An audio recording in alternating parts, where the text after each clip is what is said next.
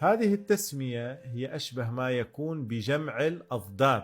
كلمة حجاب لا تجتمع مع كلمة موضة. لماذا؟ لأن كلمة موضة في الواقع أو لامود كما هي باللغة الفرنسية، المراد منها هو أن يلبس الإنسان ويرتدي آخر صيحة في عالم الألبسة بحيث يكون مميز بين الناس، يكون له زينة تختلف عن بقية الناس. لذلك عادة الموضة يقودها المشاهير، مشاهير السينما، مشاهير الفن، مشاهير السوشيال ميديا. في المقابل الحجاب، الغرض من تشريع الحجاب قد ذكره القرآن: ولا يبدين زينتهن لكي لا يعرفن. فالغرض من الحجاب هو إخفاء الزينة، في حين أن الغرض من الموضة هو إظهار الزينة طبقا لآخر الصيحات. فلا يوجد شيء اسمه حجاب وهو في نفس الوقت موضة. الذي يوجد بيننا إما حجاب شرعي بحسب الضوابط الشرعية، أو يوجد عندنا موضة. أما أن يكون هو حجاب